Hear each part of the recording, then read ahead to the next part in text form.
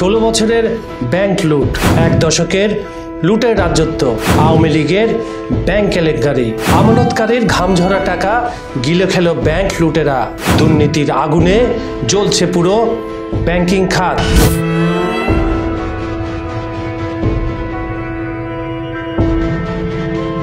সুপ্রিয় দর্শক, ব্যাংক যেখানে সাধারণ মানুষ মনে করে তাদের ঘামঝরা টাকার সবচেয়ে নিরাপদ আশ্রয়, জীবনের সবটুকু সঞ্চয় থেকে শুরু করে দৈনন্দিন জীবনের লেনদেন সবকিছু নির্ভয়ে এই ব্যাংকের মাধ্যমেই হয়ে থাকে। অথচ আপনি যদি দেখেন আপনার কষ্টে জমানো টাকা ব্যাংক থেকে অন্য কেউ ঋণের নামে জালিয়াতি করে বিদেশে পাচার করে দিয়েছে, তখন তো আপনার মাথায় আকাশ ভেঙে পড়বে। ঠিক গত 16 বছরে এই খাতই পরিণত হয়েছিল লুটপাট আর দুর্নীতির এক বড় আস্তানায়। দর্শক, চলুন একটু পেছনে ফিরে যাই। 2009 থেকে 2024 সালের আগস্ট পর্যন্ত যে সময়টা কাল ছিল আওয়ামী লীগ সরকারের টানা শাসন আমলে ঘটে ব্যাংক খাতের নজিরবিহীন কেলেঙ্কারি, ঋণ জালিয়াতি আর অর্থ পাচার। আওয়ামী লীগের মন্ত্রী, এমপি এবং আওয়ামী সংশ্লিষ্ট ব্যবসায়ীরা প্রভাব খাটিয়ে ব্যাংক থেকে লুটে নিয়ে যায় লক্ষ লক্ষ হাজার হাজার কোটি টাকা। সেই টাকায় দুবাই, মালয়েশিয়া, লন্ডন এবং ইউরোপের অনেক দেশে সাম্রাজ্য গড়ে তোলে। আর এইভাবেই আওয়ামী আমলে 17 বছর বাংলাদেশ থেকে, ব্যাংকিং সেক্টর থেকে, পুঁজিবাজার থেকে পাচার হয়ে যায় লক্ষ লক্ষ টাকা। এদিকে অর্থ মন্ত্রণালয় ফাইন্যান্সিয়াল ইনস্টিটিউশন ডিভিশন সম্প্রতি দুর্নীতি দমন কমিশন দুদকের কাছে একটি চিঠি দিয়েছে। এতে 2009 সাল থেকে 2024 সালের 5 আগস্ট পর্যন্ত দায়িত্ব থাকা বাংলাদেশ ব্যাংকের গভর্নর, ডেপুটি গভর্নর এবং বাংলাদেশ ফাইন্যান্সিয়াল ইন্টেলিজেন্স ইউনিট, যেটাকে আমরা BFIU বলি, তার প্রধানদের বিরুদ্ধে তদন্ত ও ব্যবস্থা নেওয়ার অনুরোধ করা হয়েছে।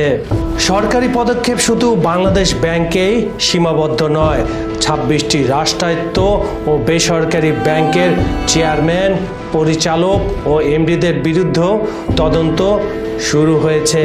এছাড়া 18টি বেসরকারি ব্যাংকের কর্মকর্তাদের বিরুদ্ধে ব্যবস্থা নেওয়া হচ্ছে, যাদের মধ্যে বড় অংশই সাম্প্রতিক বছরগুলোতে ঋণ কেলেঙ্কারি ও অর্থ পাচারে জড়িত ছিল।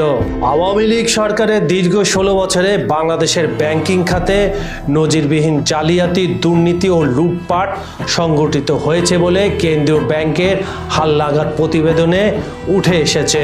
এসব লুটপাটের মাধ্যমে প্রচলিত নিয়ম ভেঙে বিপুল পরিমাণ ঋণ বিতরণ করা হয়েছে, যেগুলো বড় অংশই বর্তমানে খেলাপিতে পরিণত হয়েছে। এর ফলে ব্যাংক খাতে খেলাপি ঋণের হার আশঙ্কাজনকভাবে বেড়েছে, যা পুরো আর্থিক খাতকে অস্থিতিশীল করে তুলেছে। আপনি যদি প্রতিবেদনটি দেখেন, আপনার চোখের সামনে ভেসে আসবে দুর্নীতি জালিয়াতির মহোৎসব। আওয়ামী লীগ সরকারের সময়ে ক্ষমতাসীনদের ঘনিষ্ঠ কিছু ব্যবসায়ী, আমলা, রাজনীতিবিদ ও ব্যাংকারদের নেতৃত্বে অন্তত 11টি ব্যাংক দখল করে জালিয়াতির মাধ্যমে প্রায় 5 লাখ কোটি টাকা লোপাট করা হয়েছে। এর মধ্যে বড় অংশই এখন খেলাফি। জালিয়াতি করা এই অর্থের একটি অংশ বিদেশে পাচার করে বিলাসবহুল জীবনযাপন করছে পলাতক ব্যক্তিরা। আলোচিত গ্রুপগুলো এক নজর দেখে আসি: Hallmark, Basic Bank, Enamtex, Crescent, Bismillah, S Alam, Beximco, Sikder, Orion, Nasa ও নাবিল গ্রুপ। বেসিক ব্যাংক ও জনতা ব্যাংক প্রায় ভেঙে পড়েছে।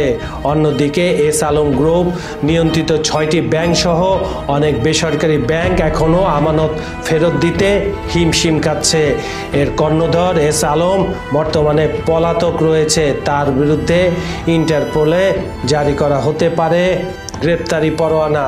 এস আলম গ্রুপ প্রায় 2,25,000 কোটি টাকা সরিয়ে নিয়েছে, যার মধ্যে 1,25,000 কোটি টাকা দেশের বাইরে পাচার হয়েছে। বর্তমানে এই গ্রুপের খেলাফি ঋণ 40,000 কোটি টাকা।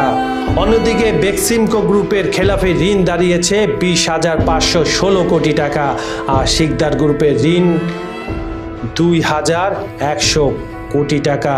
ব্যাংক খাতের এই অস্থিরতায় সবচেয়ে বড় ক্ষতিগ্রস্ত হচ্ছেন সাধারণ গ্রাহকরা। বর্তমানে এক্সিম ব্যাংক, সোশ্যাল ইসলামী bank, union bank, global Islamic bank এবং ফার্স্ট সিকিউরিটি ইসলামিক ব্যাংক ভয়াবহ তারল্য সংকটে পড়েছে। বাংলাদেশের ব্যাংকিং খাত এখন দাঁড়িয়ে আছে এক কঠিন সংকটে।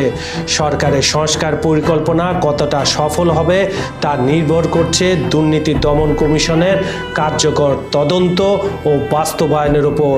তবে এক দশকেরও বেশি সময় ধরে চলে আসা এই লুটপাটের দায় কার শেষ পর্যন্ত জবাবদিহিতার মুখে পড়বে সেটি এখন সবার নজরে। সুপ্রিয় দর্শক, ব্যাংক খাতকে একেবারে শেষ করে দিয়েছিল সাবেক সরকার। বর্তমান অন্তর্বর্তী সরকার সংস্কার করে এই ব্যাংকিং খাত আবার মানুষের কাছে কতটুকু নির্ভরশীল করতে পারে তা সময় বলে দিবে। খবর সংযোগের অনুসন্ধানমূলক রিপোর্ট পেতে চোখ রাখুন খবর সংযোগ ইউটিউব চ্যানেল ও ফেসবুক পেজে। আজ এখানেই বিদায় নিচ্ছি, তবে আবার ফিরে আসব অন্য কোনো রিপোর্ট নিয়ে। ভালো থাকবেন, সুস্থ থাকবেন, নিরাপদে থাকবেন। ধন্যবাদ সবাইকে।